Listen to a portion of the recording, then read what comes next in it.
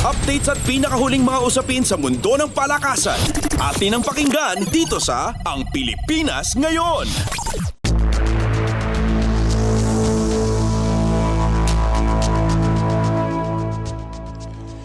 Magandang araw, narito na po ang Sports Balita. Nakausad sa ikalawang round ng W60 Nantes Singles Tournament si Filipino tennis star Alex Ayala na kasalukuyang ginaganap sa France. Pinatumba ni Ayala ang hometown favorite na si Amandine Hesse sa loob lamang ng 2 sets, 6-3 at 6-2.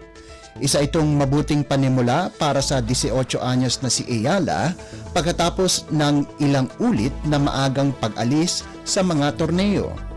Galing din si Ayala sa isang bronze medal finish sa women's singles tennis tournament sa 19th Asian Games sa Hangzhou, China. Susunod na mga kalaban ni Ayala ay si Zeynep Zonmez ng Turkey. Tinalo ni Zonmez si Chloe Noel na taga France din, 6-3, 4-6 at 6-2.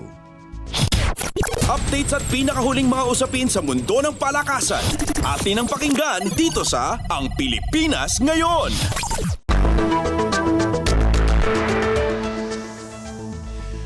Tuluyan nang nawalan ng pag-asa ang Team Pilipinas sa kanilang pangarap na makapasok ng Summer Olympics kahit na lumabas na nanalo pa sila laban sa Iran na ginanap sa Perth Rectangular Stadium sa Australia.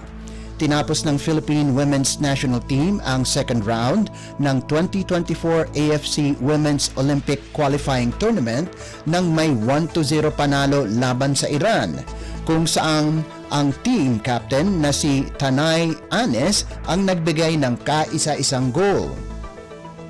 Nagkaroon ng pagkakataon ang Pilipinas na makapasok ng third round ng qualifiers, subalit ito'y panandalian lamang.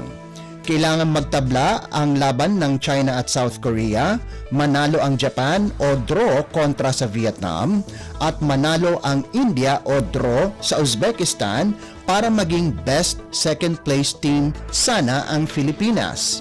Tinalo ng Japan ang Vietnam 2-0 para mamayagpag sa Group C at nagtabla ang laban sa pagitan ng South Korea at China 1-all, subalit tinambakan ng Uzbekistan ang India 3-0. Kapwa ang Uzbekistan at ang Philippines ay nagtapos na may 6 na puntos, subalit may superior goal difference na +2 ang Uzbekistan kumpara sa -4 ng Pilipinas.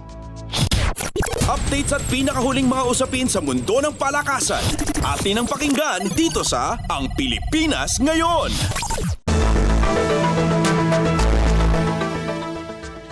Pakay ng PLDT Home Fiver na makuha ang kanilang ikatlong sunod-sunod na panalo laban sa NX LED sa pagpapatuloy ng 2023 Premier Volleyball League o PVL Second All-Filipino Conference na gaganapin sa Santa Rosa Sports Complex sa Laguna.